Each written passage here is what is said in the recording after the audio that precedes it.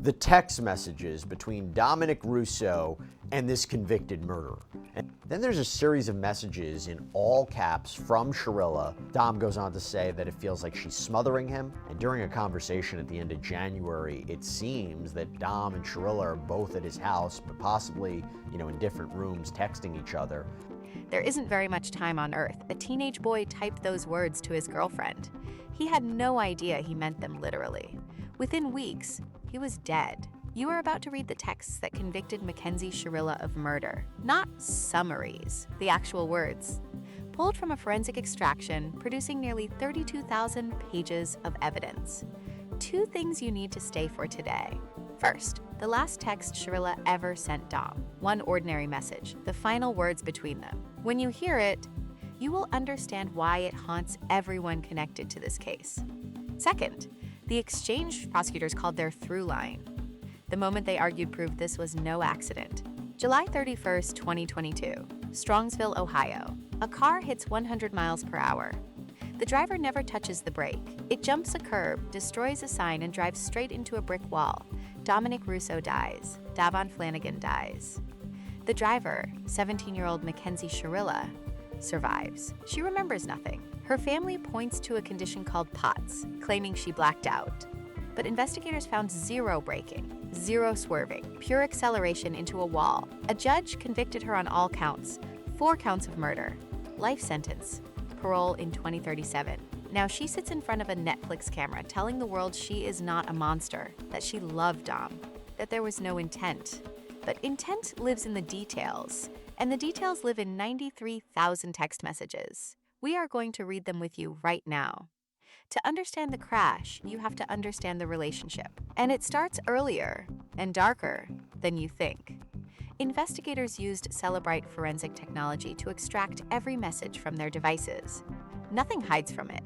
What it returned was 93 OSIN text messages, nearly 32,000 pages, a complete record of a relationship collapsing in real time. The earliest messages date to January 2020. Both teenagers. And already the pattern is fully formed. Shirilla writes, "Don't drag me down, hype me up." January 14th. Dom tells her to go home after school. She responds in all caps, "You can't do this to me." He tells her she is smothering him. She fires back, "I just want to bang my head on the wall till I'm dead." She is 15 years old. Dom's response is what stops you cold. This has happened so many times I just don't care anymore. Already numb, already treating her crisis as routine. They have barely started. This is the pattern investigators said predicted everything. Shirilla pushes to the extreme. Dom withdraws. She escalates. He goes cold. They explode. Then they reconcile over and over. March 2020. Dom writes 4 words. "I think we need some time apart." She detonates. "Dom, stop right now.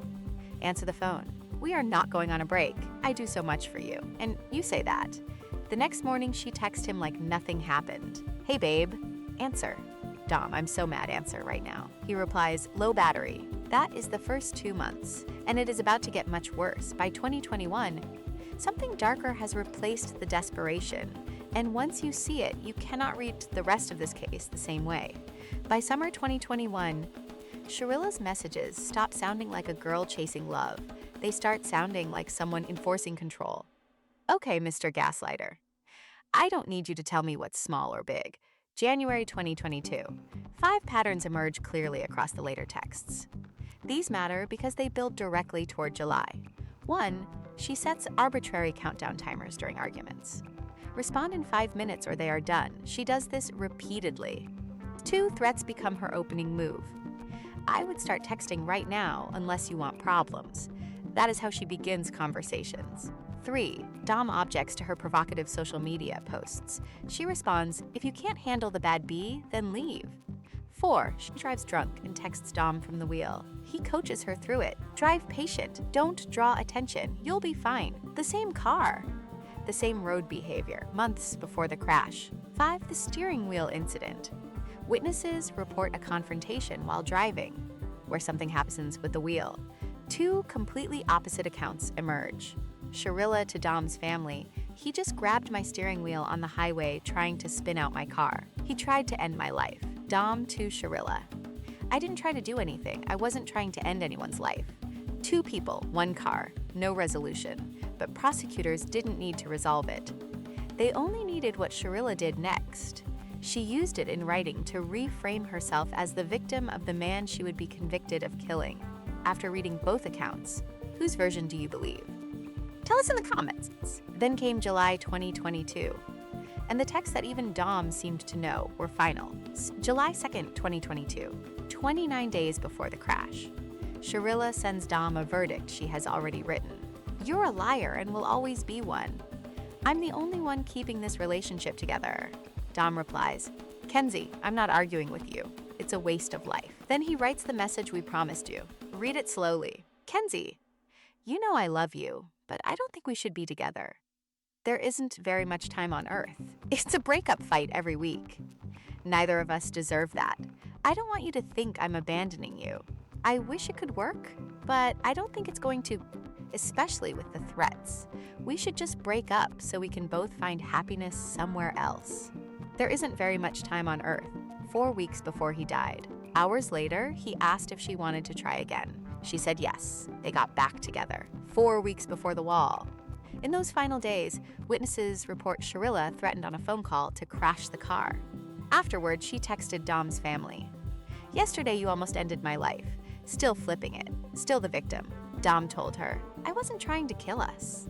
Then he wrote something nobody has fully explained. "You could pull out a knife, say you're going to stab me. I'd stay with you." He would stay, no matter what, and 29 days later, he was dead. The judge heard all of it, guilty on every count, life sentence, and from prison, she tells Netflix she loved him, that there was no intent. Do you believe Mackenzie Shirilla planned this, or do you believe she remembers nothing? Leave your answer below. But here is the question that 93,000 messages still cannot answer. July 30th, 2022, 1:30 in the morning, 1 day before the crash. Mackenzie Shirilla sends Dominic Russo the last text in the entire evidence file. "You have been waiting for this." She tells him to turn something down. It is, in her words, annoying and loud. That is it. Not "I love you," not "goodbye," not "I'm scared." Noise. She wanted quiet. 12 hours later, 2 people were dead. Here is what prosecutors built their entire intent argument on. Assembled in one place. The steering wheel incident where she accused Dom of trying to kill her. The phone call where witnesses say she threatened to crash. Dom's July 2nd breakup text citing her threats. 0 braking on impact. THC in her system. 5 points, 1 argument. She had threatened it. She had rehearsed it in words. On July 31st, she did it. The defense pushed back. No POTS diagnosis was formally introduced at trial, but her family insists the blackout was real and the conviction is wrong. Here is what 93,000 messages cannot tell you. They cannot reach inside that car in the final seconds. They cannot confirm a blackout. They cannot rule one out. They show a pattern, a history, a record of threats and control, but they cannot close the moment completely. Dom wrote, "There isn't very much time on Earth." He was right.